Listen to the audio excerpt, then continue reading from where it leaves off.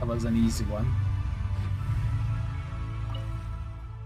Records left in the terminal to the chief architect of Project Lunar Whale, designer of the nin-kiggia's Game of Life, executor of Project Moongazer, my father Lusalim. I record your contributions to Project Moongazer. Chief architect. Designer of nin-kiggia's Game of Life. What is that? The executor of Project Moongazer. My father Lusalim. I record your contributions to Project Moongazer. Okay. Let the record show that I verbally consent to relinquish Records left in these the items terminal. into your Looking possession. back, I have been blessed with 3 incredible pieces of good fortune in my life. First, it was truly my good fortune that I was born in the age after Ibn Bellum, for otherwise I would never have had the chance to reach the moon. Second piece of good fortune was being taken in as a student of The second piece of good fortune was being taken in as a student by Professor Ungbian and Magis, once learned members of the Moongazers themselves. And third, I'm grateful for you, Ninin. Oh, Ninin, you did not come into this world the way we did.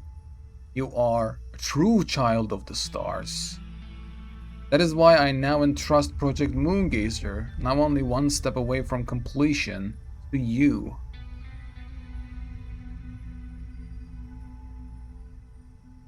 Oh, so that's her mission. And that final step is life, information, and memory must be given a way to be inherited and circulate. Life, information, and memory must be given a way to be inherited and to circulate. All 3 things that are actually basically forbidden in Tibet and Heavenly Principles rules. You cannot create life, only Heavenly Principles can. There are some informations out there that are strictly prohibited, forbidden.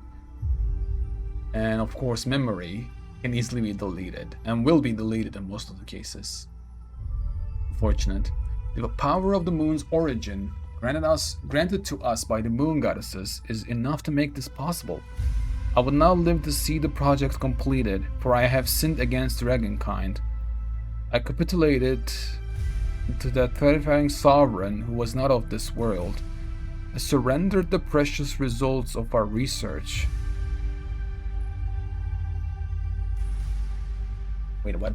I will now leave the city project completed, for I have sinned against dragonkind. I capitulated to that terrifying sovereign who was not of this world. It's capitulated. That one not captured or something? Capitulated. To seize resisting an opponent or an unwelcome demand. Let's see. To that terrifying sovereign who was not of this world. So is this Heavenly Principles? And surrendered the precious results of our research, which is this false sky, yeah. And I do not intend to escape judgment. But you know very well why I made that choice. You know what it was for. I had my own mission to fulfill. Now, I believe in you more than anyone. I believe you can finish walking the rest of the road none of us could. From now on, everything that follows I place in your hands. I hope that when I am gone, I can journey into the sea of stars. There I would leave behind a few drops of tears, like cups of wine raised in tribute to my teachers, damn. Then I would gather a few stars and set them beneath the curtain of night, to form a single line that says, "The dragons were here." Oh man. It sucks. They only wished good things, even though they were cruel in some cases. Is it what you wish to find? Hopefully the excitement of opening a treasure chest has at least made it a worthwhile experience. There was this one and the other one on the next door, so let me look at... Oh, I hope this is not... This thing looks like it still works. The other one was shining at the other door as well. I hope this one is not the only one I can look. I would be sad if that is it. This... Okay. Maybe there's some info inside. Let's open it up and take a look. Moongazer's engraving 1. Following records the message conveyed by the stellar black body. This version is a translated digest of the key information. with all extraneous content omitted. Terminology that could not be understood in its original form has been rendered using our own conceptual equivalents. Lusalem. Dear friend from a distant world, I'm glad this message has found you. Is this the message that Ungin sent? Dear friend from a distant world, I'm glad this message has found you. Whatever our voices may ever be heard, I cannot say. But if nothing else, they may at the very least drive away a little of this cold silence that hangs so heavily in this lonely universe. Whatever our voices may ever be heard, I cannot say, but if nothing else, they may at the very least drive away a little of this cold silence that hangs so heavily in this lonely universe. If by chance one among you hears us, it means we have been captured by some exceptional gravitational force.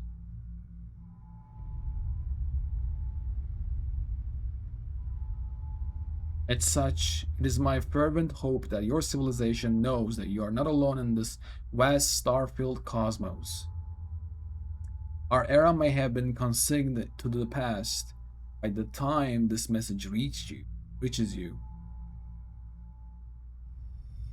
Pitch black annihilation, that mortal foe of all life, carves its path across the universe. Please beware.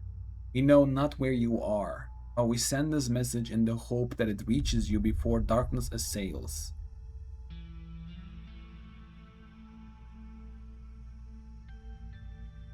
This message may be insignificant, but it's our light.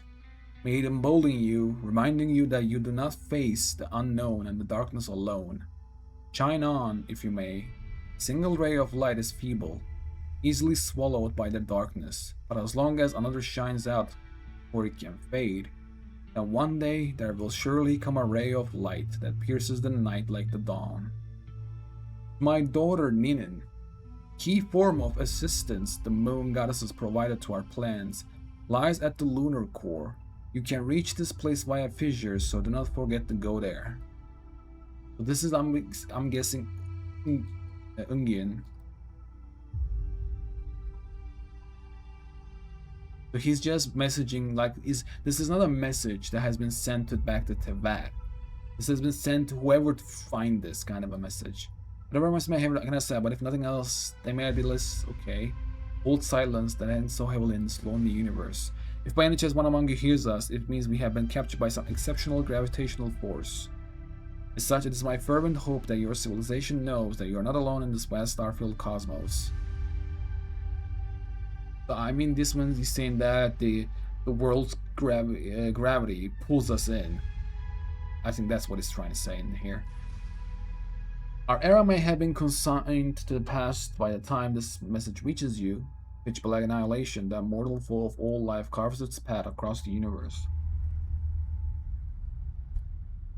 I still don't understand why. How dumb, like I said, I said this before as well, in today's stream too. I don't know if Nibelung was a pitch black dragon. Most likely he is, but there is a possibility that he might not be. You have to take that chance and think about it, but maybe if. But most likely he was. But when you think about if he was, then why would you do it? Because it doesn't make sense. If you're a creation of light, you have to know that Abyss is just straight up against you. It's literally enemy of light. Even they know this, like, they're just like dragon kind. They're not, and you're the dragon king Nibelung. You should know that pitch black, being a pitch black, no, like Abyss is like the enemy of the life. An enemy of light as well, so you're a light realm creature. And it's literally opposite of you. Like, either, I don't know. It doesn't make sense. It just doesn't make sense that Nibelung would just go and take Abyss when he's a light realm creature. Because he easily should have known that that would not be compatible. He couldn't use it. He would just be destroyed by that power. Be uncontrollable. And not in a good way. Not in like, I'll be uncontrollable and I'll destroy things. No, he will just be not in a good way of uncontrollable. So either like in Obeyed of the Morning Star and Moon, it specifically says that Nibelung went away and thousands of years passed until heavenly principles came to this world into to Earth. There's like Moon Sisters waited for Nibelung for thousands of years, and then heavenly principles came. Even like around the timeline between Nibelung's leaving and heavenly principles coming in, there's thousands of years. There's at least 2,000, not thousands, but at least 2,000 years. When you think about where was Nibelung, okay, like he might have taken his time while traveling the Sea of Stars, sure. Now, and then this message, because this is not the message that has been sent, this is Ungian's own message, because there's two different messages. One is that in here that they got a signal, we don't know what that signal is, right? And they got that signal for the second time. That's why Ungin left. Ungin, and then it come back with a creature, and with that he was actually fusing with that creature, and that creature actually carried this one. This is Ungian's message, not that signal that we got. They got. Not we, they. All of the dragon researchers at that timeline. But the point is that why would you get it? Like it doesn't make sense. Either Nibelung was just straight up dumb, or he was captured. And then you think, how can he be captured? You know, maybe he was captured and by like somebody pumped Abyss inside of him, or maybe he was actually corrupted by the Abyss. You know, but like I don't know. As a pure light realm creature, because he born as a light realm creature, he can use phlogiston, which literally comes from light realm. The 7 elements that he gave away, they're all pure light realm elements. They're not like the ones that the humans use with the visions right now. They are much more compatible to humans, much more softer, I guess, in a way we can say. The other one is much more primordial and much more dangerous to humans because they're not compatible. That's what it says, at least. We don't know if it's not compatible or not. At least that's what it says. It says not compatible. That's why the visions exist. But we don't know what... you think about the moon wheels, and then now you have Stellar Linchpin, which is the third Descender one, and you think, what are those? We don't know. We'll see. We'll see what those are, too. But maybe that non-compatible thing might be a lie also. You know, at least moon wheels may give you something of an idea. I don't know. Well, maybe even the Moon Sisters knew that these elements were not compatible with the humans, so they actually change it to the elements that we use right now. So maybe the moon wheels, even the ones that are derived from the light realm, not the original elements like the dragons used. So I don't know. But the one thing I know is that Nibelung was either dumb or just something else happened. Because you have to realize, even they know, literally, these are dragon researchers, which is literally just come after Dragon King Nibelung. Even they know that and they actually know about Abyss too. They actually don't know about Abyss. This person just says pitch black annihilation, the immortal foe of all life. I mean, this whole line, pitch black annihilation, the immortal foe of all life, carves his path across the universe. Talks about they know they're that mortal foe of all life. Like they know. What if this is heavenly principles? Hey, when you think about it, Abyss lacks the mimic, and what I say that heavenly principles just lies and steals everything from others. Basically, it's a mimic. Maybe. But I don't know that. I don't know. I just don't get it. I just don't get why Nibelung will be a abyssal creature. Why would you get it? And you know you're not gonna be compatible. You're gonna be, I don't know. There is there is a knowledge that we're missing in there, because as a pure light realm creature, he should know that immediately that Abyss, no shot. No shot I'm getting Abyss. He should know. His researchers, the researchers that come from his kind, know about Abyss and how Abyss is a foe of all life. So, I'm guessing this is Abyss. So, I wonder who Abyss Leader is.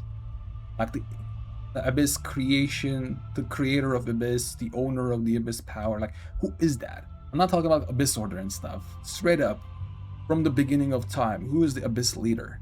If there is one, of course. When you think about it, there has to be, I guess, but we don't know. We know not where you are. We send this message in the hope that it reaches you before darkness assails. This message may be insignificant, but is our light. May it embolden you, reminding you that you do not face the unknown and the darkness alone. Shine on, if you may. Single ray of light is feeble, easily swallowed by the darkness. But as long as another shines out before it can fade, then one day there will surely come a ray of light that pierces in the night like the dawn. And then, so Ninin is the Ungian's daughter. My daughter Ninin, the key form of assistance the moon goddess has provided to our plans, lies at the lunar core. You can reach this place by a fissure, so do not forget to go there. Is this the message that the creature from space sent to the dragons? I don't think so. I think this is Ungian's message. Isn't it? I see. So, that's how it was. Am I wrong? I thought this message was Ungian's message because when Ungian came back, he had a message, and that's why he had the creature right next to him, because he was fusing with this creature so creature can actually carry on his message, and at the same time that so the dragons can understand what that creature is saying. There's one creature. So that's why they were fusing. I think that was Ungian's message, not the signal they got. So, Project Moongazer was meant to send this kind of message back out into the universe? Or maybe that Project Moongazer is this. That's not the signal they got at the beginning. Maybe the Project Moongazer was this, which basically makes sense. But again, it comes to a point of what I said, is that even if they know that Abyss is a destruction and destroy all life, and why would Nibelung didn't know? Or if he did he actually think about, maybe he was just so arrogant that he was like, yeah, I'll handle it, and then he couldn't. I don't know. I just don't know. It just doesn't make sense. He might be dumb, like I said, or he might be just arrogant that he was like, yeah, I'll handle it. But I don't know. If that's all there was to it, couldn't they just have used the Eye of Ibn Bellum? And we don't know what this kind of abyss thing is. You guys remember the primordial human? Primordial human. Genshin.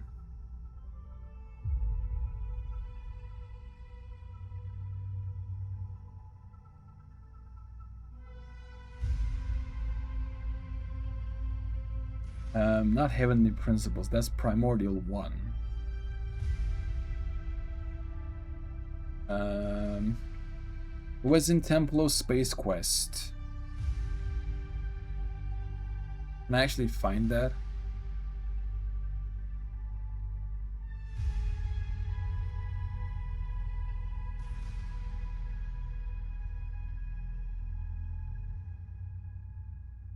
Give me a second, I have to look at this because I remember something.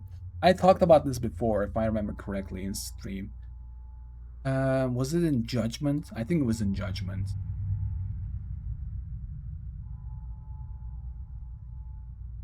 Let me see. Primordial human.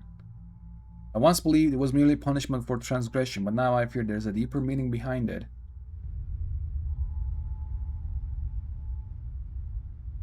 Oh, this is the first time that you meet Malanta. Outlander, since you're no child of humanity, how should I address you?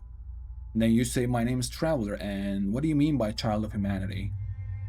All who descend from the first ancestor shaped by the Lord of all, and those born of that lineage are called children of humanity. Even the artificial people of the primordial sea, granted special pardon, are counted among them. You stand outside this order, which is like the whole humans, primordial sea, artificial people is the Fontanians. Special pardon is what is the special pardon, by the way? Oh, it's Newlet. Okay. But you stand outside this order, and then you ask, why did a god take my brother in my... because I play Blue Mean? And then Melantha said, I cannot answer because I do not comprehend it myself. I once believed it was merely punishment for transgression. Now I fear there's a deeper meaning behind it, as it is with the heretical myth that light and darkness birthed the primordial human. Why are you suddenly answering all our questions so readily? And then they talked about this a little bit, and then they talk about this primordial thing again. And Paimon asks, and after you leave and you talk with Historia,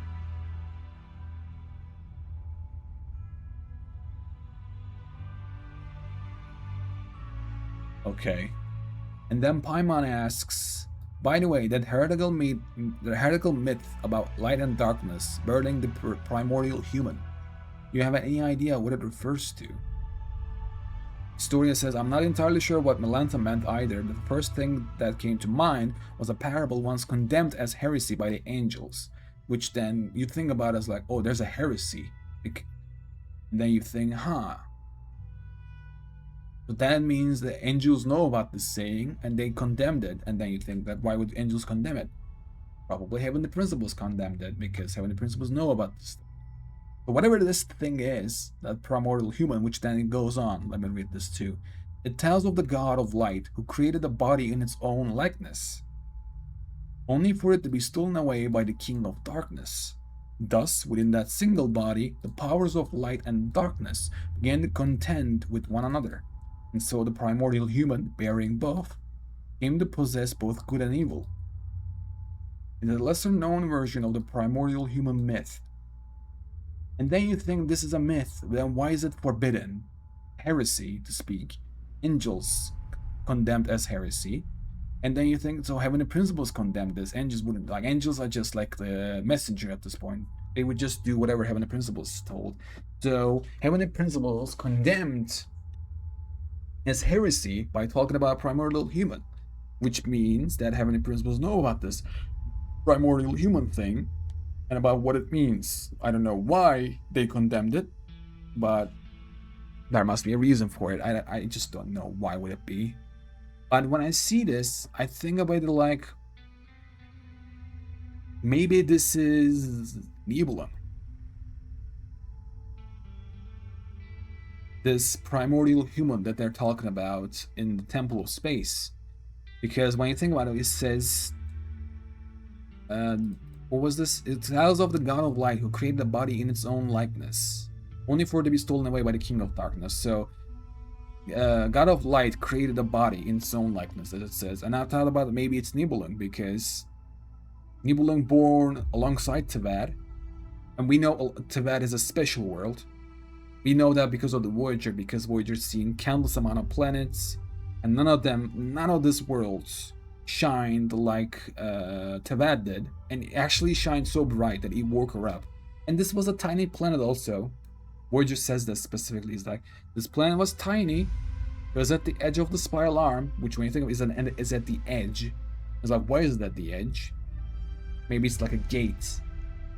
You know, maybe, of course, I don't know. But I thought about this, I was like, maybe it's like a gate. So the light realm, maybe it's behind Tevad, maybe it's the light realm is inside of Tevad. Behind Tevad might make sense, because that's why Tevad shines more, because light realms, literally light, blast upon Tevad, and Tevad just shines bright to the universe. So maybe that's why. Maybe that's why, you name it, I forgot the wording, what was I saying? Maybe that's why Nibelung, that's why I thought about Nibelung might be the special creation of God of Light. Like I said, God of Light who created a body in its own likeness. Because like Tevad might be special, and it might be special because of Light's realm, and Nibelung, born alongside Tevad, basically created specially for Tevad. Maybe that was the special one. And then what happened? He came back as a pitch black dragon. Or maybe he didn't choose Abyss. Maybe he got corrupted by the Abyss. Maybe King of Darkness, as it says in here, kidnapped him. Because like, only for it to be stolen away by the King of Darkness. And I had this idea that this might be Nibelung. Thus, within that single body, the powers of light and darkness began to contend with one another, and the soul, the primordial human, bearing both, came to possess both good and evil. Which, when you think about it, when Nibelung came back, people saw Pitch Black Dragon, but Nibelung created Moon's reflection as a prison, which is a pure light realm, which tells you that both light and abyss was inside of Nibelung. If that is true, of course, what we heard. So that means Nibelung had both light and abyss. It's one of the only creatures in Teyvat who had both at the same time. And used both at the same time, actually. If, like I said again, if everything we hear and see, and we didn't see it, we just heard it. So if all that is true, that means that's the only creature. But maybe that's Nibelung, and maybe that's why it's condemned to speak about it by Heavenly Principles. Because Heavenly Principles said this is condemned as heresy by the angels, which means Heavenly Principles. Angels are just doing what Heavenly Principles told them. So maybe that's why Heavenly Principles condemned. It's like, no talking about Nibelung. No. Maybe. Because it just doesn't make sense. Why would Nibelung get Abyss? Because as a light realm creature, you would know Abyss just destroys you. Destroys everything. You would not even think twice. You're like, nah. Because if I'll get this, it'll destroy me and everything around me. There's no way. Either Nibelung was dumb, or he was arrogant. It's like, yeah, I can control it, it's fine. Or it was something else. Which, if it's something else, it can be this. Being a light realm creature. Being this special, this is primordial human. And I don't know what is it called in Chinese though. I don't know if it's still primordial human. You know? So I don't know. Maybe that human thing, maybe it's different in translation. So maybe it's just a different meaning of it. But I don't know. I just don't know. Of course it can be complete someone else that we don't have no idea about. You know, but when you think about it, both light and abyss, you can think about Traveler and the sibling as well. Which is the only, like, when you think about Traveler and the sibling, Traveler and sibling is actually very similar to Nibelung as well. Because Nibelung is the only character in the game that has both light and abyss that we know. Again, like, that we know of. So, I mean, I don't know if Durin counts as light and abyss at the same time. He has the elemental power, but I don't know if Durin counts. Skirk as well. I don't know those count. Because straight up pure light realm power is different than the power that has been derived from the light realm. Which, by the way, Durin 1 is not that exactly true, because Durin 1 is in control. Durin is not like... Abyss is not free inside of him. You know? Like, light and abyss is not going all together. They're not just two different things in one body. With Albedo's help, basically, abyss is...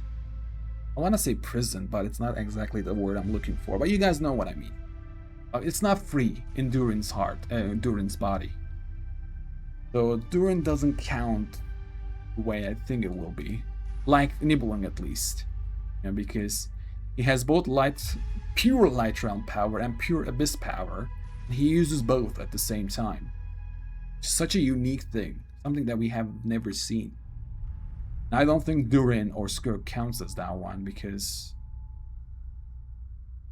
I don't know. Maybe it does. Maybe in the writer's eyes, maybe actually that counts. Maybe Durin and Skirk is just one example of Nibelung.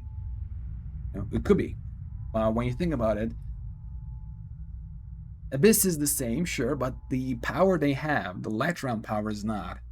It's a completely, not completely, but it's a very different power. You know, that whole light realm power that Nibelung has, it's not even compatible with the humans, so... I don't know. We'll see. It's just so much different thing at the same time.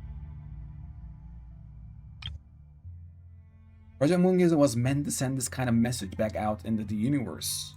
That's all there was to it. Couldn't they just have used the Eye of Ibn Bellum? Did Paimon miss something? Hang on, she's gonna check again. And now I think they're gonna see Ninin, not Nissen. Ninin being Ungian's kid. What do you know? There really is a footnote at the end. Yeah, because they didn't talk about that. To my daughter, Ninin. Yep. Ninin? Wait, so you're Lusalim's daughter, Eggy? Oh yeah, this is Lucille. Yeah, because I'm dumb. Yeah, that's Ungian's daughter, because that whole footnote was about Lusalim, because Lusalim was the one who's taking note of this. Like, we got this message, let me take note. Oh, yeah. Wait, then how'd you end up like this?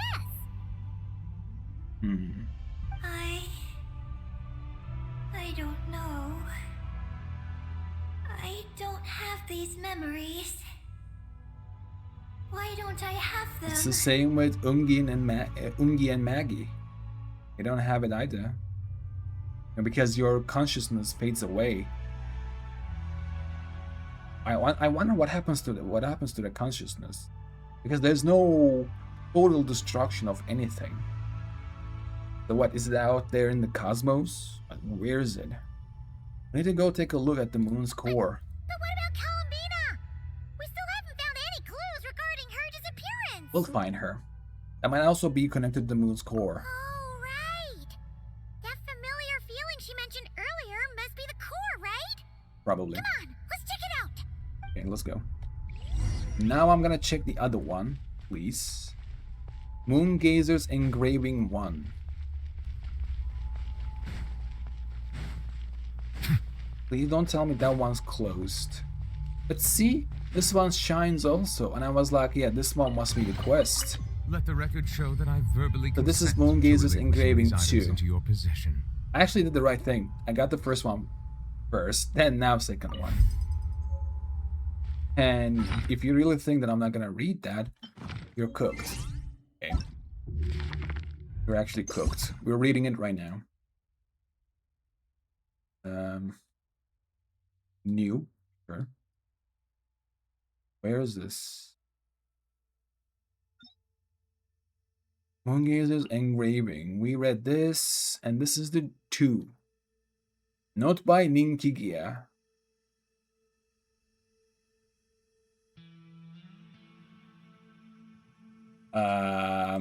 nin-kiggia allows the ride, huh? Okay. nin-kiggia. Note by nin-kiggia. The following is a verbatim translation of the first message received. It is intended solely for the research purposes. The 3,655 lines preceding this section appear to be a record of a historical or perhaps mythical account of this civilization. They describe in considerable detail how an immortal named Yisna Kurel defeated 7 different monsters,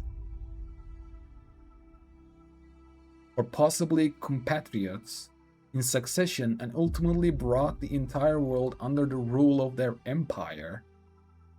However, from this passage onward, the narrative changes dramatically. Its focus turns to Yisna Kurel receiving word from another unknown land, a dark destroyer, and a decline soon to come. On the eve of the Empire's destruction, Yisna Kurel dispatches a final messenger to convey this news to other worlds outside the Empire. What's happening? Wait. They describe in considerable detail how an immortal Yisna Kurel. Who is that? Yisna. Wait. Kurel meaning. Do we have this in any way possible?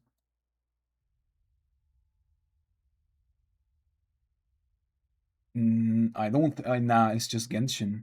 6.7 Moongazer. Moongazer, Genshin lore, Moongazer's engravings. Yeah, nah. This is just...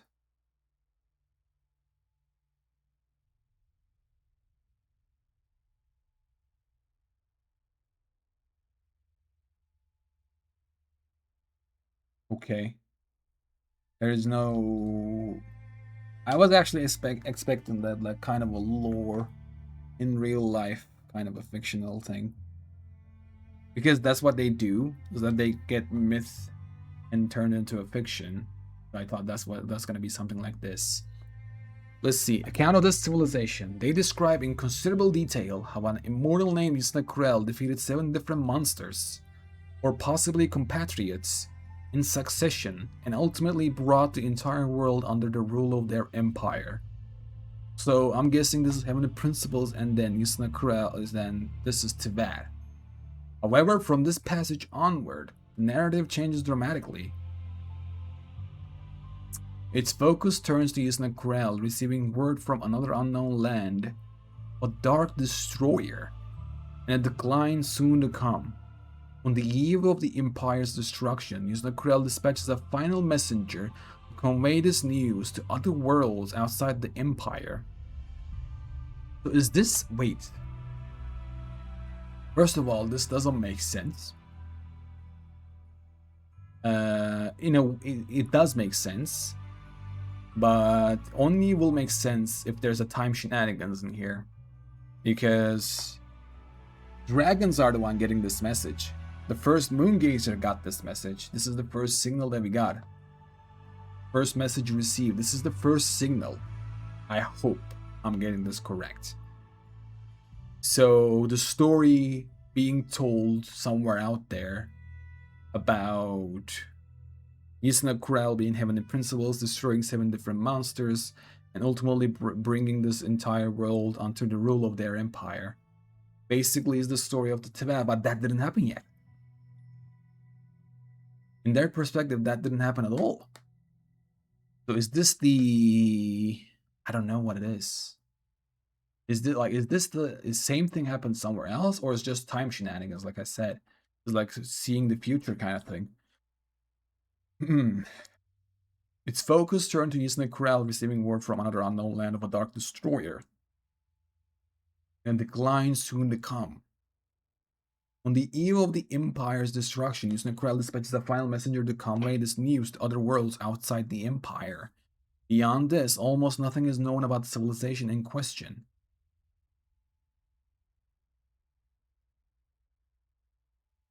We can only infer that they were inclined to place whatever they wished to express within long narrative poems, framed in the third-person perspective. Otherwise, it is difficult to explain why they would choose such an excessively verbose and easily misunderstood form to convey what could otherwise have been a fairly concise and straightforward message. My brain broke. Give me a second. 1 second, literally.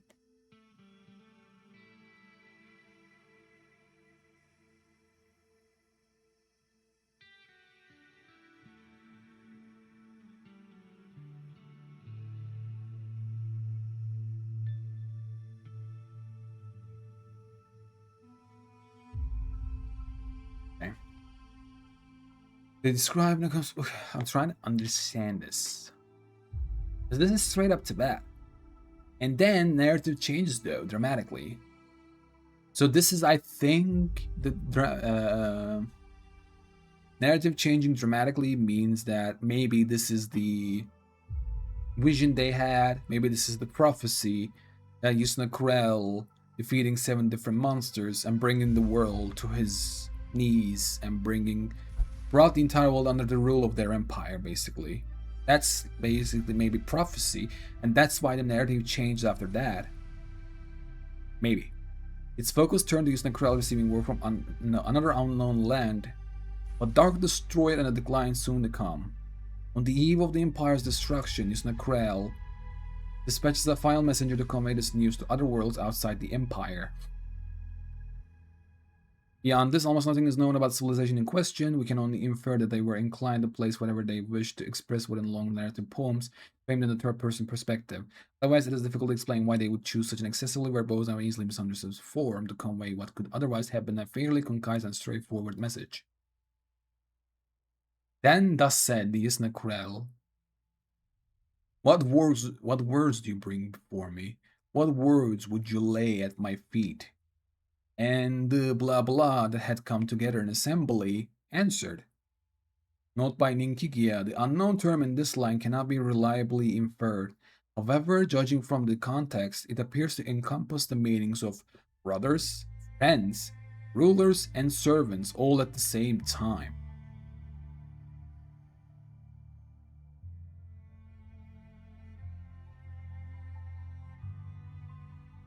Shades, maybe? Basically, they are sisters, but as friends at the same time, and they're ruling a power. At the same time, they are the servants of Isnekrel. These are the words we bring before you. These are the words we lay at your feet. O Isnekrel, child of Gelvur, ruler of Trog. Note by nin-kiggia, the protagonist's biological sex, assuming such a concept exists for the species at all, is entirely unknown. The language itself also shows no obvious markers of genders. Oh yeah, we got it. We got that. All good. Nin-kiggia, you don't know what we do. How shall your hands withstand them? How shall your blah blah contend with them?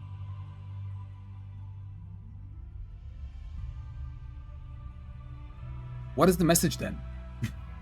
They just skip that part? They're like, hey, what do you bring me? And they're like, we bring you this. And then we don't get that. They might be speaking that. How shall your hands withstand them? How shall your blah blah contend with them? You pin their heads beneath your feet, and yet they shall rend your throat like something. The unknown terms in these two lines cannot be reliably inferred. Former appears to be referred to an organ belonging to this species, though apparently not a corporeal one. What does a corporeal mean? Corporeal meaning having physical material body.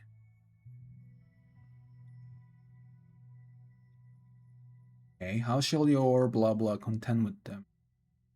Like maybe artificial. Okay, makes sense. If this having the principles of being artificial makes sense. Former appears to be though apparently not a corporeal one. The latter may refer to some living creature or to a monster of local legend, though no prior mention of it appears in the text.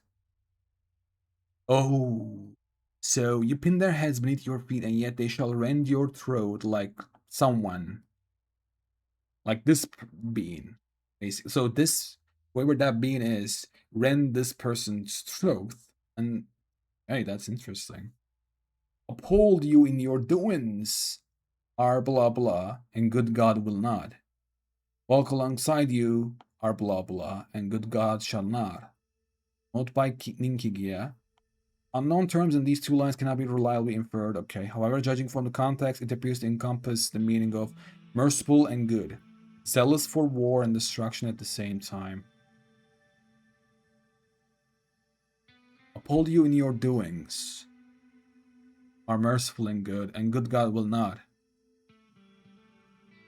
What is good God? Walk alongside you, are zealous for war and destruction. Good God shall not. Yeah, nin-kiggia was right. This shit is complicated. Send forth your messenger though you may, yet dark destruction shall still find your world. Speak unto other worlds though you may, no thanks shall be given for your words. He shall stand with us no more, he shall dwell with us no more. And return to our land too, we shall no more. Then said Isnekrel, child of Gelvur, what is Gelvur? Spoken thus you have to me, your blah blah has laid these words before me. Okay, it may be a word denoting the will of or the soul, though the context suggests an organ located on the surface of this species' body. Oh, maybe not. Maybe it's not mouth. Maybe it's like a beak or something. Your mouth, I'll say at least at this moment, has laid these words before me. Note by nin-kiggia, here we pass over 130 lines of the text, which appear to contain nothing beyond a roster of various names and titles. You dumbass. Why didn't you put that? Ugh. Thus shall I, the immortal, speak unto you, and thus shall I deliver these words before you. Our shining land, given unto us by the good god Nishogul, gleams like silver purified, and receives the praises of all nations far and wide. As I was born a god, and walk as a god, so shall you obey. Then said Isnakrel, child of Gvelvur, that which walks shall walk, that which dies shall die, even the gods must submit to a law such as this. You have laid these words before me, send not your messenger, warn not the other worlds. I am so confused. I'll read this again. That which walks shall walk, that which dies shall die. Even the gods must submit to a law such as this. That which dies shall die. I mean, when you think about that, and nothing died before that, the thing that died, born again. So saying this makes sense in the Heavenly Principles way for this world. Now lead these words before me, send not your messenger, warn not other worlds. Obey I shall not, my messenger is nimble as Fnast, and swift as Trinkos. Like Olmegrathen, racing through flame, who too shall sing his urgent cry as the third moth candle sputters out. Note by nin-kiggia. The original wording of this line is presented as is. It appears to be a proverb of this civilization, though its meaning remains wholly obscure. When the Dark Destroyer comes, our world shall walk no more, our gods shall walk no more. When the Dark Destroyer comes, our world too shall perish, and our gods too shall be no more. How could you think I know no fear? I fear more than all of you together. Fear fills me, and fear shakes me to the very core of my being, and I shall consume my suffering to the last, as one would partake of some kind of food. Okay. Never again shall my embrace bring joy to my partner. Never again shall I sing of tales grand and humble to my gentle young. Maybe child. Never again shall I behold you walking toward the future I promised. So said the child of Gelvur, tears falling from their eyes, their sorrow deep. Should I send forth my messenger, the Dark Destroyer shall take notice of our world, and bring about its death. Should I withhold my messenger, the Dark Destroyer shall also take notice of our world and bring about its death. Why the Dark Destroyer it as well?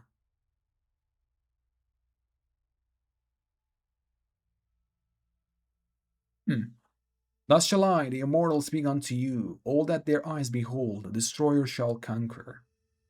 Here we pass over 32 lines of the text, which probably correspond to the third line of the general translation, but which are considerably more cumbersome and challenging to parse. Yet I shall make them, the other worlds, know, just as I was made to know. Warn them I shall, so they may be ready. Warn them I shall, so they may be watchful and summon courage in their hearts. Oh, friends, know that you are not alone. We, the dead warriors, once faded the darkness as you now do. Face the darkness, my bad. When the curtain falls on the specific day, when all light disappears from the horizon, when the planet is swallowed by the darkness abyss, when the sky firmament is occupied by the abyss, and when Yusnakral's messenger sets sail, the abyss shall destroy our homes, rend the crowns from our heads, and shake us to our very foundations. Original wording has been preserved as is, and its meter occurs only twice in the preceding text. Nonetheless, listen you, this is our light. Wording has been preserved as is. Our judging from the content of reviews here is clearly to describe auditory sense, yes. Small and faint it may be, pure still it is, and as pure as when first it was kindled. May it be a light unto you. May your light also be heard. Dim is the light we have kindled. Yet know the light, and you shall kindle it anew. Thus shall there be light to rend darkness, a light that shall not be extinguished as ours has been. We are here looking up at the starry sky. Note by nin-kiggia. Whatever the civilization represented by the stellar black body was in fact the empire of the immortal Yusna cannot be verified. It remains possible that this was another civilization that he has tragically since fallen. One that received the warning sent by Yusna but was still unable to escape its destiny in the end.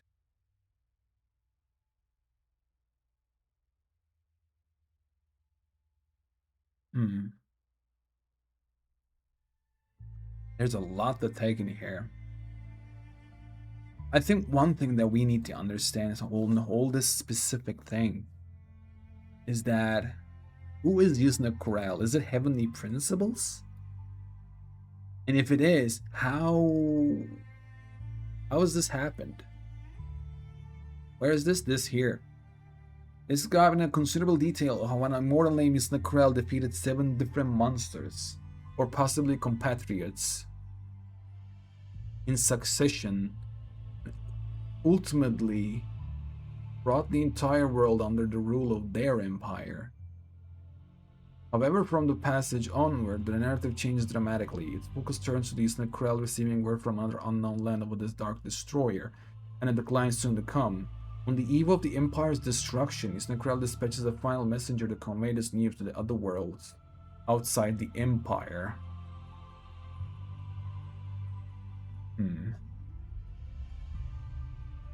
There's 2 things that we need to understand. Like, there's 2 ways to go in here. One is that what we're reading is about heavenly principles and about that. But what we're seeing here is the you guys need to name this. This is like a prophecy, and that's why it's been said before it happened, because this has not happened yet. Because nin-kiggia is in Moon, which means dragons are still around. Heavenly principles did not come to Teyvat.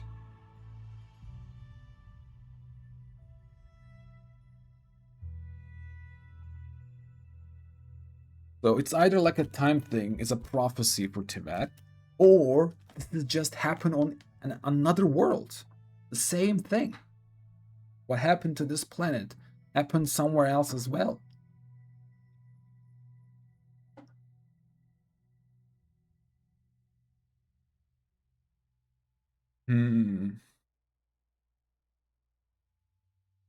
How an immortal name Yusna defeated 7 different monsters. And if it is somewhere else, of course, then why 7 again? Is this, I mean, when you think about it, 7 elements come from the Light Realm, right? Nibelung, I mean, do we know that Nibelung crafted them? I don't think so. I think they said that Nibelung brought them from the Light Realm. No? 7 elements. Genshin. Can I read about this?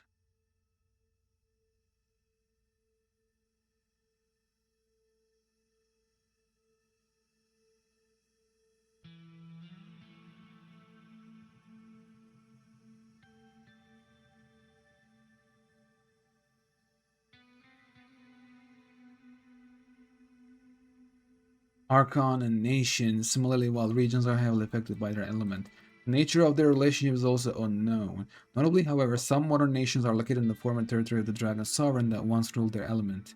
Dragon Sovereigns are directly born from their Light Realm. They just straight up born from their Light Realm. They were bestowed as the owners of the power of the Light Realm and the eternal laws which stems from it, with 7 authorities divide between them, suggesting a primeval connection between element and region. The entirety of Smerve, for example, was once the domain of the Dendro Dragon. My bad. Can I look at Nibelung? I think Nibelung would say it in the fandom. Nibelung.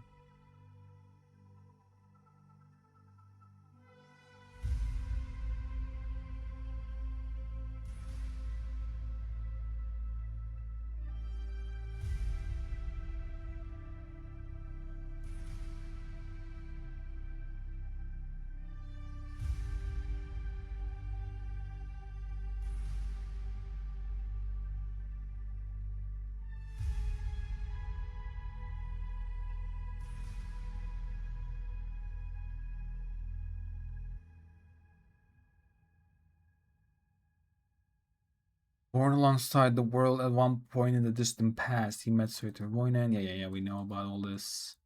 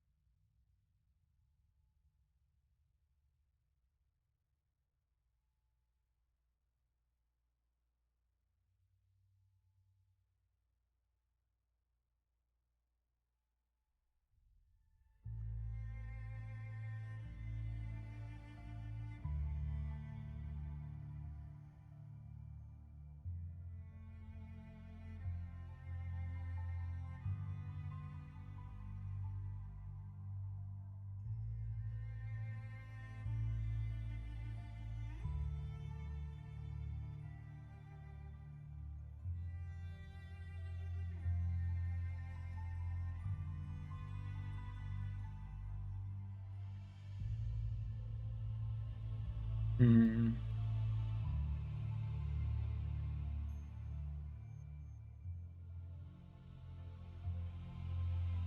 Yeah, so I couldn't find anything about Nibelung creating the 7 elements. But what it says about the dragons is that they born from the 7 elements, from the straight up in the light realm. So then actually that means that there's 7 elements always. It's not specific to Tevat, it's specific to anywhere else.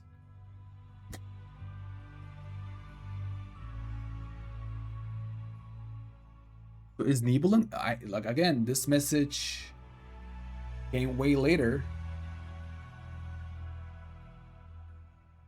They described in considerable detail how an immortal named Snakrel defeated 7 different monsters, or possibly compatriots. The succession ultimately brought the entire world under the rule of their empire. However, from this passage onward, the narrative changes dramatically. Its focus turns to Yusna receiving word from another unknown land of a dark destroyer, and decline soon to come. On the eve of their empire, on the eve of the empire's destruction, Yusna dispatches a final messenger to convey this news to other worlds outside the empire. Beyond this, almost nothing is known about the civilization in question. We can only infer that they were inclined to place whatever they wished to express within long narrative poems framed in the third-person perspective. Interesting. There's a lot to unfold in here. And decline soon to come. They knew about it. This is not Tibet. This is somewhere else. I wonder who Yusna is and who this Dark Destroyer. What is it said? Dark Destroyer, yeah. And both of them are called it. They. You know?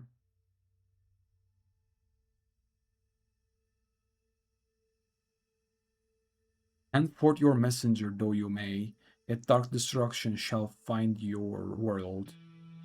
Speak on to other worlds, though you may, no thanks shall be given for your words. Basically, they're saying, he shall stand with us no more, he shall dwell with us no more. And return to our land too, he shall no more.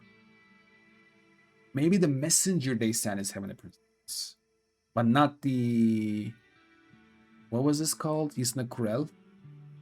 Isnakrel, child of Gelvur, ruler of Throg. Throg. What does that mean, Throg? Sounds a cool name. Throg meaning. Is there a meaning about it? Most commonly refers to popular fictional character in Warhammer fantasy. Oh shit. He's also known as a Troll King of or Wintertooth, and is the unnaturally intelligent leader. And unnaturally intelligent. Leader of monsters in Troll Country. The name has 2 other notable usage.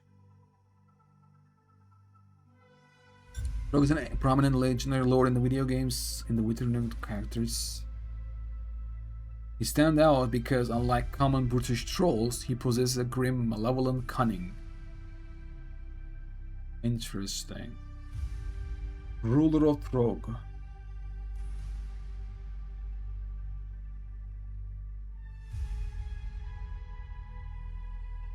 Interesting. My brain hurts. The old knowledge that we have now.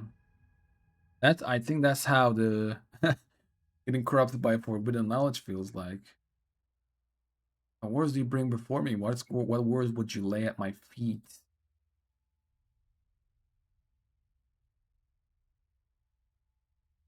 I mean, it says he though, so maybe the messenger cannot be having the principles.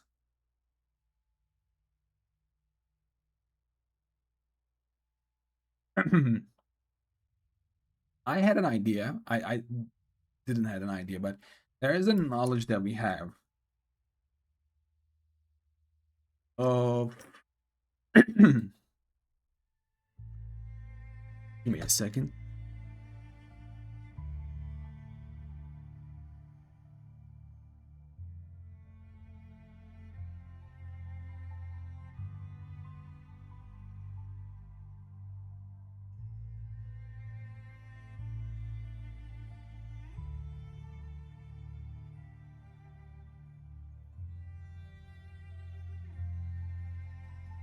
There it is.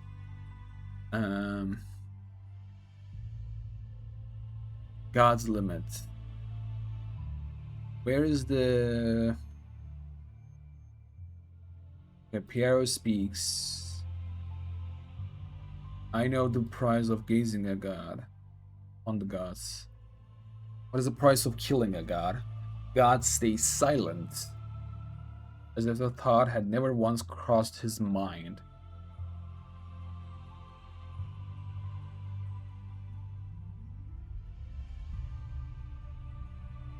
Which basically, in here, Piero says he. The god stays silent as if the thought had never once crossed his mind. But maybe he knows something that we don't know. Or someone we don't know. Maybe the he talks about someone else is not having the principles. I don't know. But who is he specifically?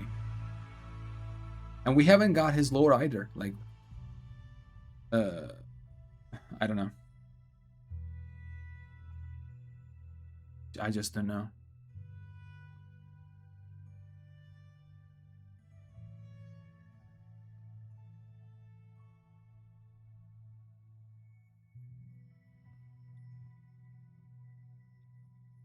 Nibelung and the principle.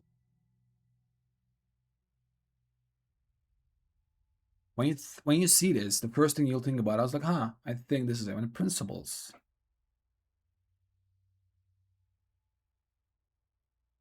Well, one thing is that having about this is that like this creature, whoever this Krell is, has feelings.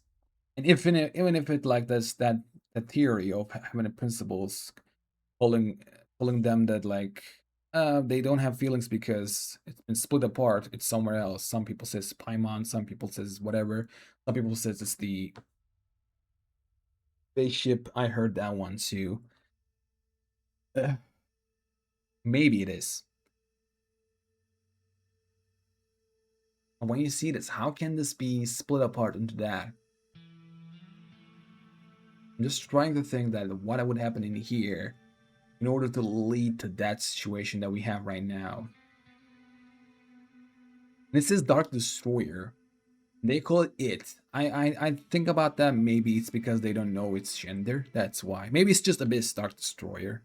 Like they don't have like Dark Destroyer is like not specific creature. It's just one thing. But Abyss itself.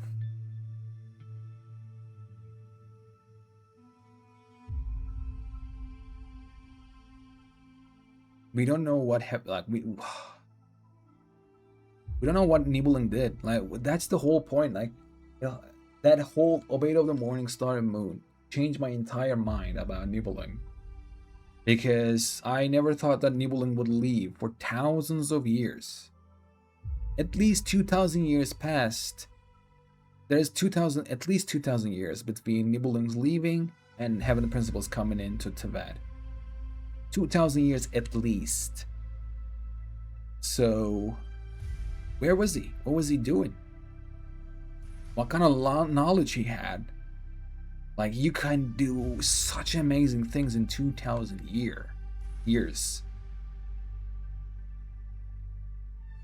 I don't know. It's such, there's so many things that we're missing.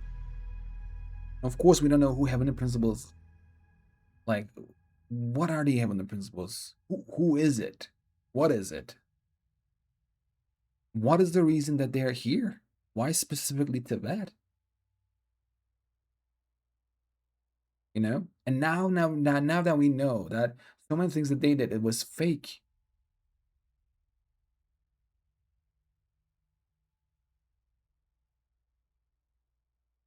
Galwur, child of Galwur. So whoever this is has a creation as well. Creator, not creation. Rules the world, child of someone, named Yisnakrel. Yisnakrel is nothing. What does Galwur mean? If this just gonna type out Genshin nonstop, I will be mad. Galwur is what? Genshin.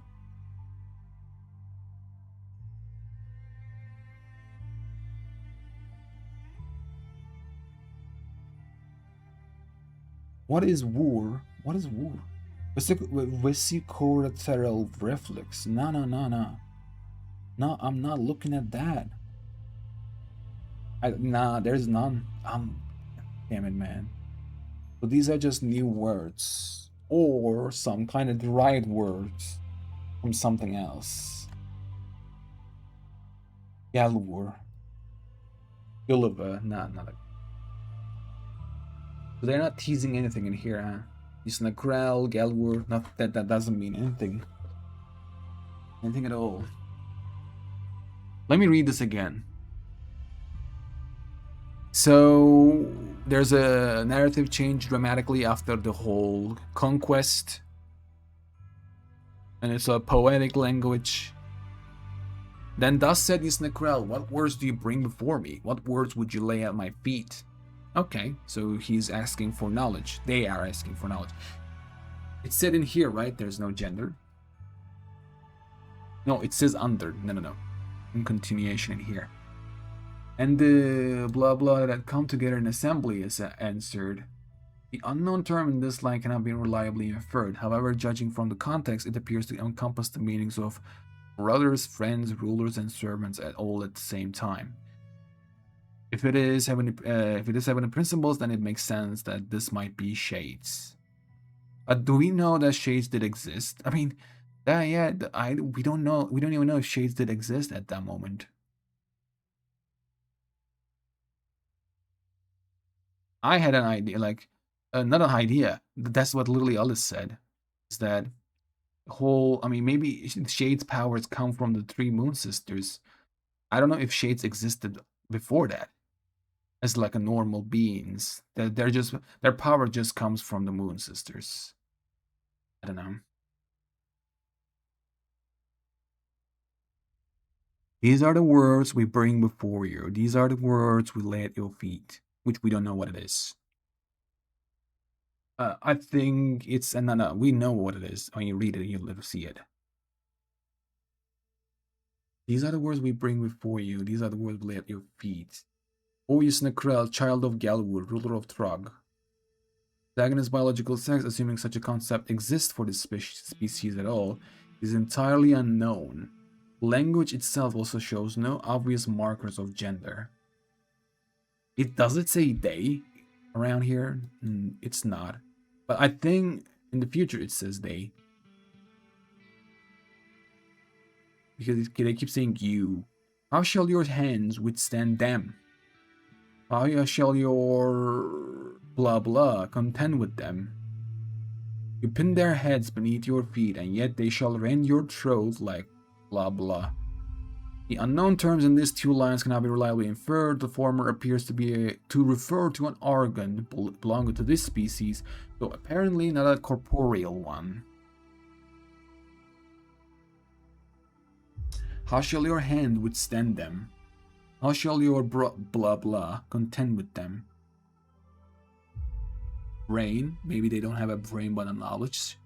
If it's having the principles, and if it's actually an AI, it'd be like a chip. Not exactly a chip, but a knowledge capsule or whatever it is. Contend with them. Or maybe like a heart.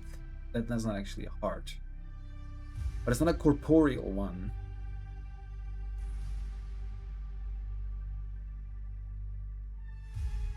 You pin their heads beneath your feet, and yet they shall rend your throat like blah blah, which is someone. The latter may refer to some living creature or to a monster of local legend, though no prior mention of it appears in the text. So whoever this Isnakrel is, their throat has been rended before. You pin their heads beneath your feet, and yet they shall rend your throat like blah blah, which that person, or maybe that person just rent throats. And that's why they specifically said that person, or that person, whoever they're talking about, actually rent the throat of Isnakrel.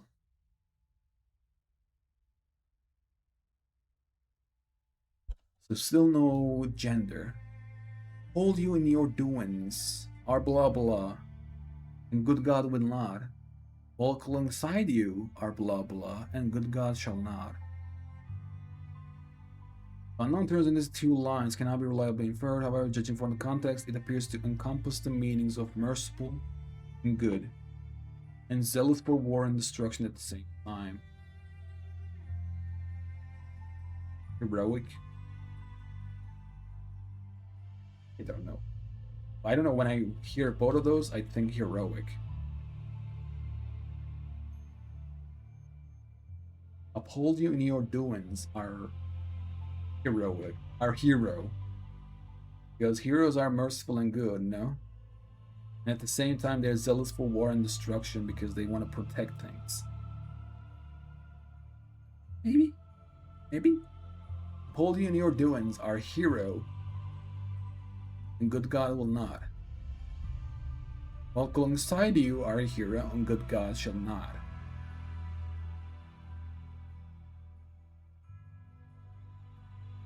What is good God? It's like, it's not Isnakrel or someone else. Hold you in your doings, our hero. Hero. I keep saying hero, but I don't know if it's hero. And good God will not. Walk alongside you, our hero. We will walk alongside you, I guess. And good God shall not.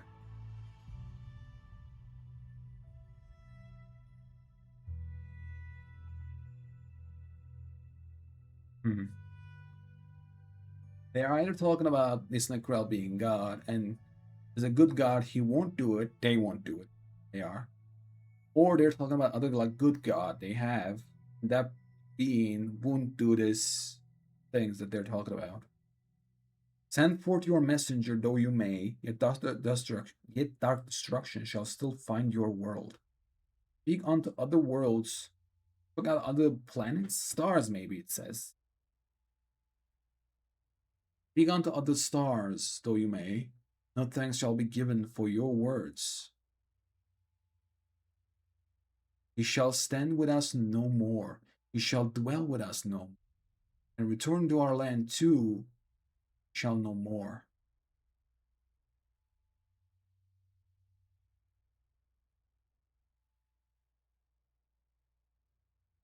On that terms the last, uphold ye in your doings, good God will, and good God shall not. Okay, send your messenger, you can, but still dark destruction will find your world. Whatever that your world means. Speak unto other worlds, though you may, send the message to the other worlds, if you can. No thanks shall be given for your words, though. They won't thank you. Why? Will they ignore it, or will they be dead at that moment? Why? Shall stand with us no more. He shall dwell with us no more. Is this the messenger they're talking about? And return to our land too, he shall no more.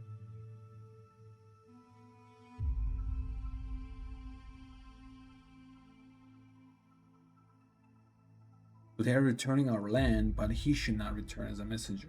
Leave. Then, said Isnekrel, child of Gelwur, spoken thus you have to me, your mouth thingy has laid these words before me, whatever that is. The unauthorized line cannot be reliably inferred. It may be a word denoting the will or the soul. The context suggests an organ located on the surface of the species body. Beak, mouth. Here we pass over 137 lines of the text, which appear to contain nothing beyond a roster of various names and titles.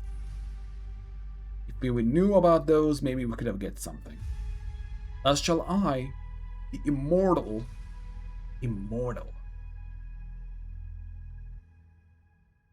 speak unto you, and thus shall I deliver these words before you.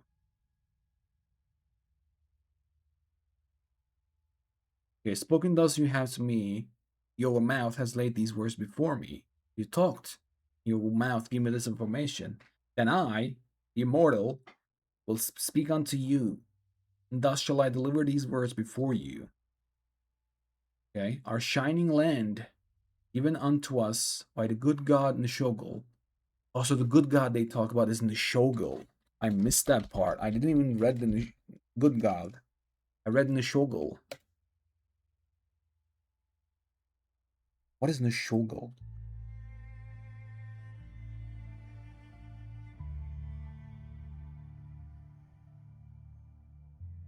Nishogul. Bro, I don't want Genshin lore. Is there no other thing? Shogul. Fraternity of Shadows. What is this? Mystipedia. I don't know what this is. Is it a good thing? I don't know. Okay, this wiki looks creepy, first of all. What is this? Wait, I don't want to say this name. Is this a normal thing? Physics. Oh! Okay, I'm done. It's called Ravenloft Wiki, which is Ravenloft is the iconic campaign setting for Dungeons & Dragons role-playing game that focuses on gothic and psychological horror. Originally starting as a single legendary 1983 adventure module centered around the vampire. It has since expanded into a vast universe of nightmare realms. A vampire, and when you think about we're gonna have a vampire in Snezhnaya. So what is Shogul in Ravenloft? Shogul is a cabal of seven. Has to be seven. Shogul is a cabal of 7 shadowy beings, or perhaps one consciousness with 7 separate bodies, that serve as the collective Dark Lords over a mysterious and strange domain. Model after, okay, Lovecraftian influence. Though they are mighty Wugen in their own right. I don't know what that means. Their reach extends beyond their domain in that a wizard who knows the right methods can peek inside the connections linked in their minds and learn some of their secrets. However, this knowledge comes at a price, for the Shogul gain more power of such pursuers of forbidden lore. Shogul's true natures remain a mystery. Their bodies are entirely obscured by robes save for their eyes. So, if this isn't a Shogul, this is not a good god. What kind?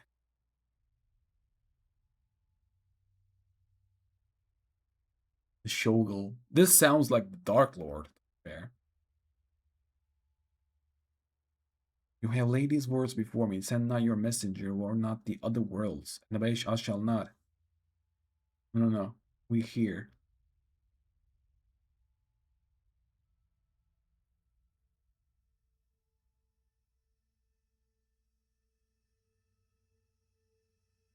Thus shall I, the immortal, speak unto you, and thus shall I deliver these words before you.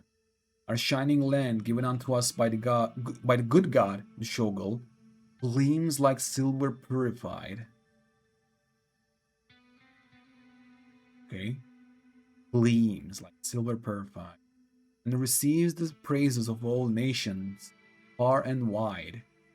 As I was born a god and walk as a god, so shall you obey. Then, said Isnekrel, child of Gelwur, that which walks shall walk, that which dies shall die. Even the gods must submit to a love such as this. So if you live, you live. You die, you die. You cannot do anything about it, even if it's unfair, I guess. Because they're talking about the Dark Destroyer still. You have laid his words before me, send not your messenger. Warn not the other worlds.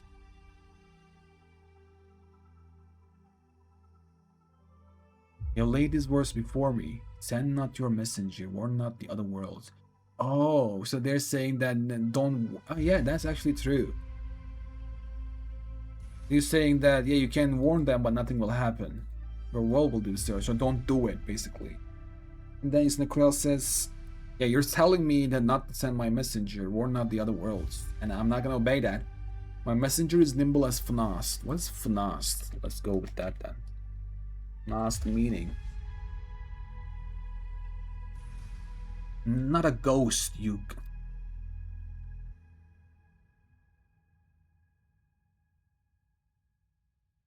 Ozone flux.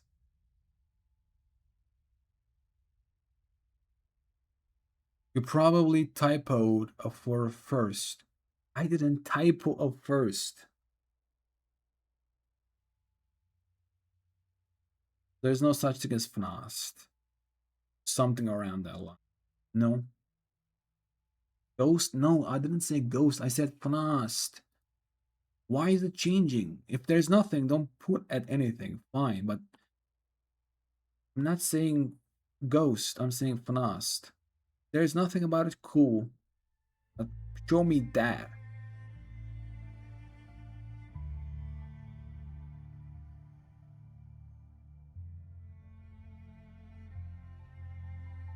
Engineering and firefighting. Female nation. Nah, okay, no, not it. No, that's not it. My messenger is nimble as Fnast and swift as Trinkos.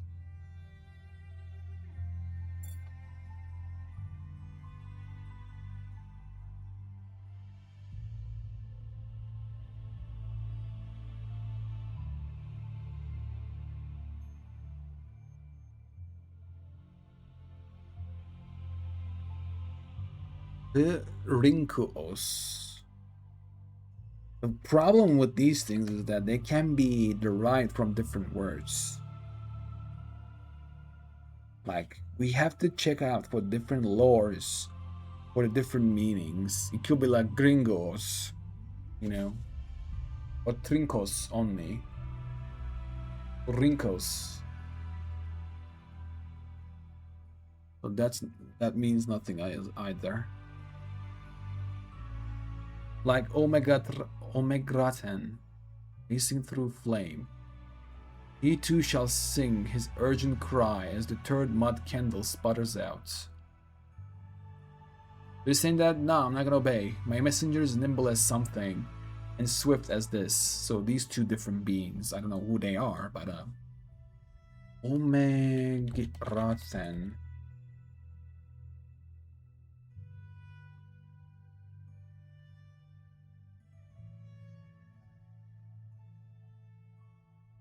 Of course, it's just Genshin. Again. I am so curious that where these names came out. Like, they cannot find a name like this. You know, they always get it from somewhere else, so. Like Olmegrathen racing through flame. He too shall sing his urgent cry as the third mud candle sputters out. Third mud candle sputters out. Not by nin-kiggia. The original wording of this line is presented as is. It appears to be a proverb of this civilization, though its meaning remains wholly obscure.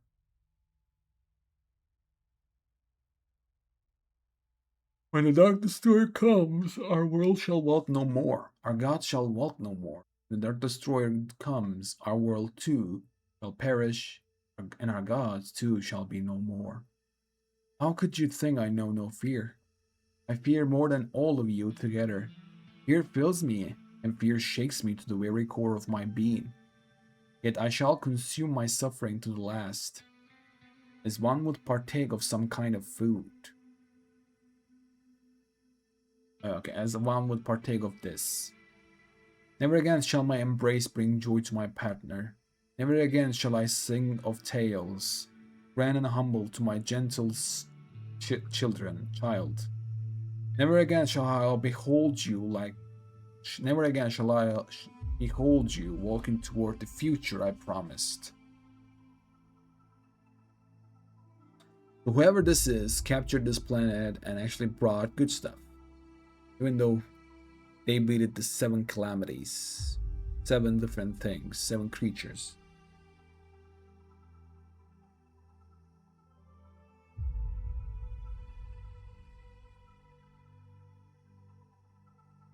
Question: the different part is that Heavenly Principles came here and captures here by defeating 7 dragons, right? And brought the humans. But that's not the same here. This Nakrel just captures that planet and rules it, not changes and destroys everything inside of it. When you think about Heavenly Principles, is just against every creation, every being, basically, other than humans, because humans come from Heavenly Principles, as what the lore says. We don't know exactly, but it's not just dragons. I mean, the older stuff they just died, unfortunately.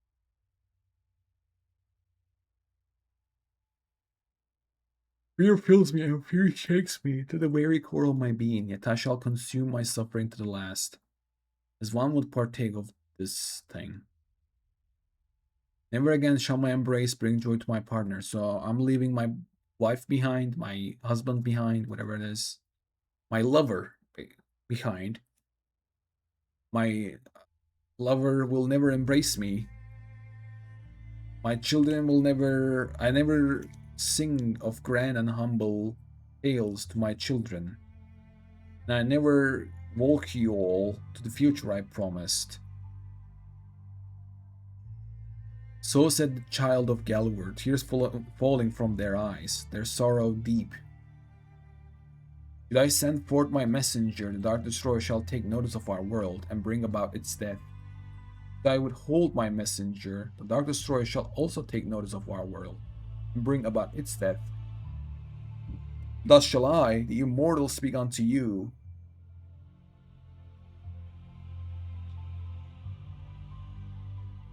All that their eyes behold, the Destroyer shall conquer. But the part in this place is that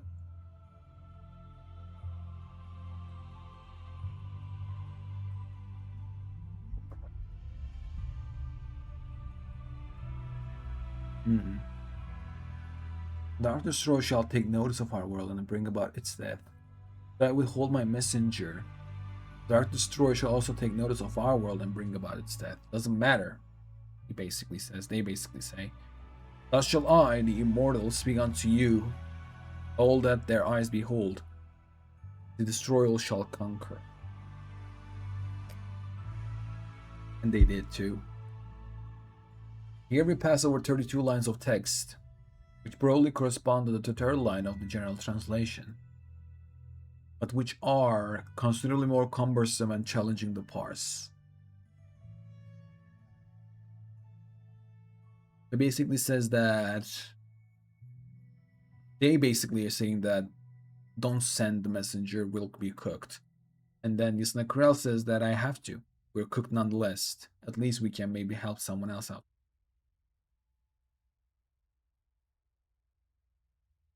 Note by nin-kiggia. Here we pass. Yeah. Yet I shall make them.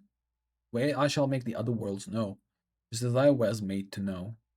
I wonder where did they get this knowledge? Warn them I shall, so they may be ready.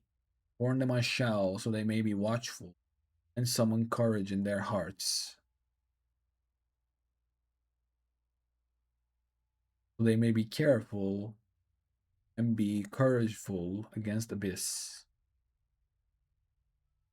Oh, beings, humans, friends, know that you are not alone.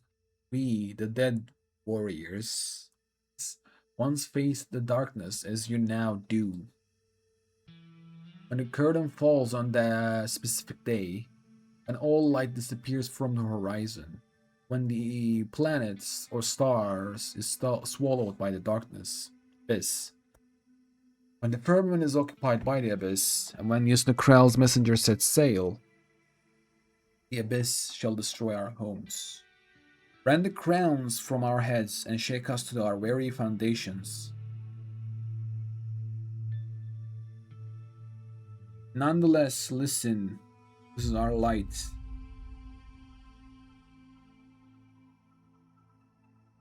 Small and faint it may be, pure still it is, and as pure as when first it was kindled.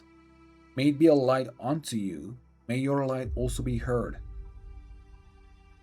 This might be Traveler's World. Or it can just, I mean, this is a different kind of thing. There's a couple of things. Is that one, there's this, Yusnakrel defeated 7 different creatures, right? Monsters. Which could be the monsters of Light Realm. It's the same thing about what Heavenly Principles did in this planet, in Teyvat. But when you think about it, those 7 creatures was the 7 dragon sovereigns, which they come from Light Realm, has been specifically born in that with this. They born with that specific power. You know, in other worlds, it could be 7 birds. You know, there's no dragon sovereign, or there's just eagle sovereign. Just bullshitting, but you guys get what I mean, I hope. You know, it could be like 7 eagle sovereign and their eagle king, you know, in this other planet that we have somewhere else. Because they all come from the light realm, and 7 elements come from the light realm, and there's 7 beings come from the light realm. This can just be another scenario about our world. Or it can just be a situation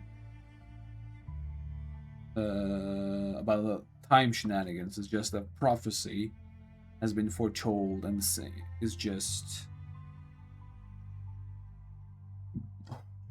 then this happened about Teyvat. This is actually just Heavenly Principles and Teyvat's story, but has been just, it was just a prophecy from back in the day, and now we all know.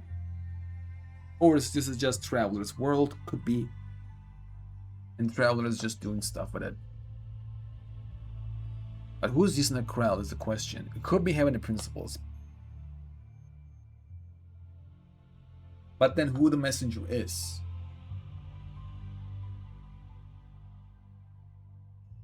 The sad thing is, there's a potential in here, which I don't believe so. They can do this, but I don't know if they will. But this might be just a random world. Just to show us that the same thing that happened to Teyvat happened to them with the abyss and stuff. Somebody came, they conquered, and now the question is then why is Yusnakrel seeing this planet as their own? You know? That's the different part.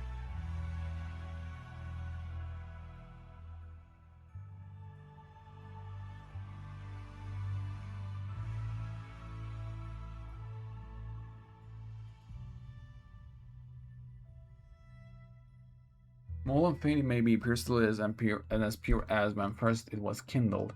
May it be a light unto you, may your light also be heard. Amidst the light we have kindled, yet know the light, and you shall kindle it anew. Thus shall there be a light to rend the darkness, and light that shall not be extinguished, as ours has been. We are here, looking up at the starry sky. It remains possible that this was another civilization that has tragically since fallen, one that received the warning sent by Yusnakrel, was still unable to escape its destiny in the end. Like I said, it can't be a random planet that got destroyed. And just to show us a couple of things is that 1, 7 is not specifically belong to Teyvat, but the other planets, stars as well. What do you want to call them? Which does make sense because they come from Light Realm.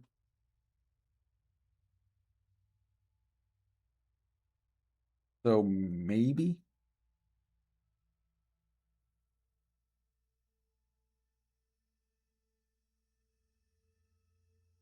And this can be about just to warn us about the abyss.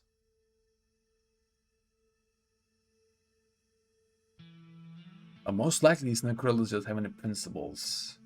But that doesn't make sense. And where did Heavenly Principles come from? And what's up with this planet specifically? Why is Necrel, if Heavenly Principles, stay in that planet? They didn't go back to their own planet. Or maybe they're from there. Did they say anything about them coming there? No, right? Historical account of the civilization, they describe in a considerable detail how an immortal named Necrel defeated the 7 different monsters, possibly compatriots, in succession, and ultimately brought the entire world under the rule of their empire. Yeah, they don't talk about Necrel coming from different world. It's just saying that Necrel defeated 7 different monsters. Or what if, I mean, we haven't heard anything about something like that ever. 7 is like a chosen number in so many different lores, even in the religion as well. Like 7 is a chosen number. If they can go with the 7, can we say that there's actually 7 abyssal? I was gonna say elements, but elements doesn't work. 7 abyssal beings, I guess. I wonder if we have something like that. Because Necrel defeated 7 different monsters, and in succession and ultimately brought the entire world under the rule of their empire. However, from the passage onward, we know the other parts. Basically, it's about Dark Destroyer coming, and we shall not do anything. You know, you can send your messenger, I know, but don't do it, or we'll die. Necrel's like, I have to, because even if I don't, we'll die. So I have to send it.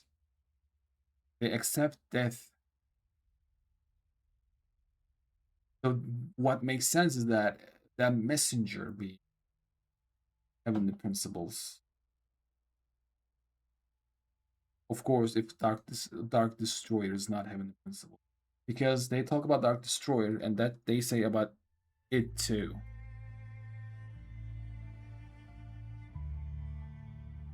Where did that say? It said somewhere. Our shining land given us unto us by the good god Nshogol gleams like silver purified.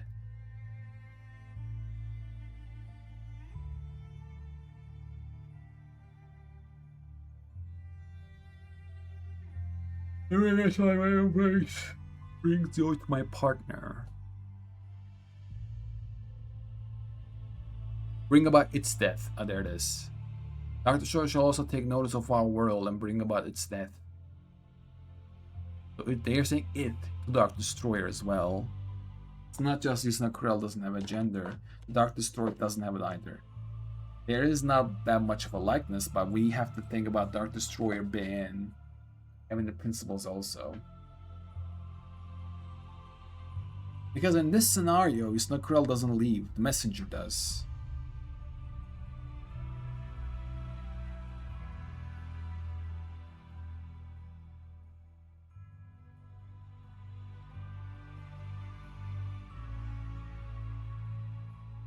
Interesting.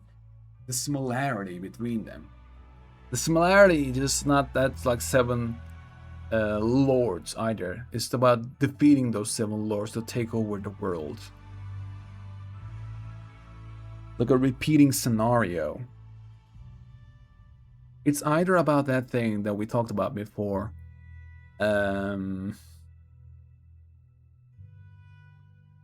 About how this world might be a samsara, right?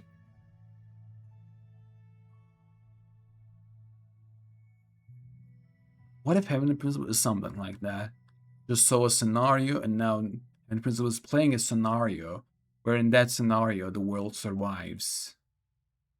Which it sounds ideal, could happen, but I don't know how many people will love that. We know when things get too complicated and too intricate, people are like, I don't like it.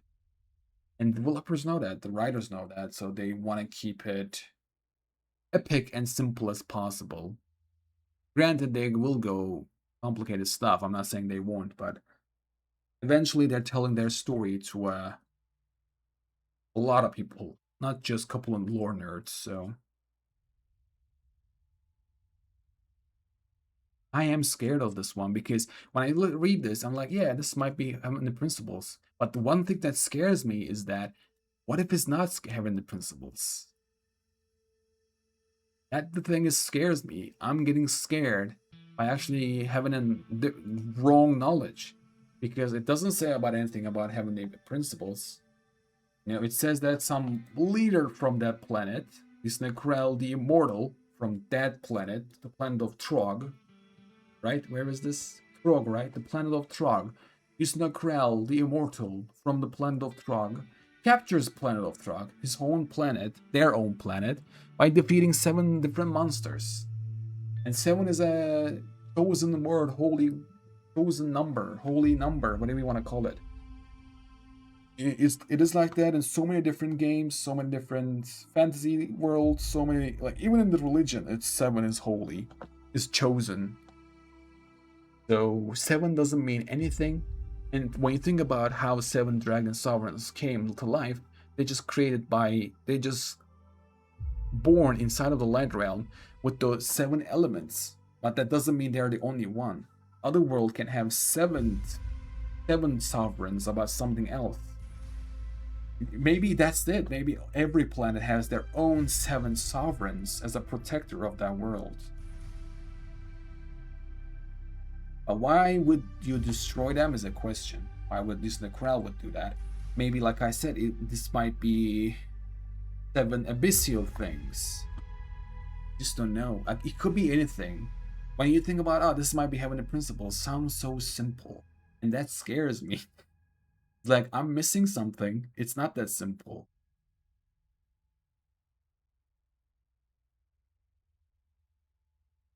Dark Destroyer. Dark Destroyer cannot be Nibelung. I mean, it could be. Fair. It could come and destroy. Because, like, we don't know when Nibelung captured or became abyssal. You know, at least the lore that we know is that Nibelung came back as an abyssal being, as a pitch black dragon, just to take his world back. That's what Apep said. Apep said that he had Abyss just to be more powerful and destroy him and the principles and get back the world. Which is completely stupid because he should have known that Abyss wouldn't work. Because he's a pure light realm creature, that wouldn't work. He should have known. He's either dumb or arrogant or something else happened, which we don't know. That's the problem in this game, that we don't know. We get tiny bit amount of lore always. You always feel like there's a lot to know. We're like, oh yeah, we got a lot, right? We got a lot of lore, until you realize that there's still a lot of things that are missing. We're just guessing. Let's continue. It's been long. It's been a long read, and we have ended in nowhere. There is just an idea that maybe that's 70 principles. That's the only idea that we have.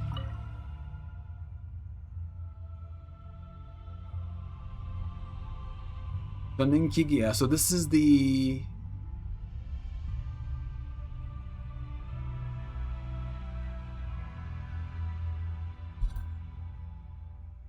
So this is nin-kiggia.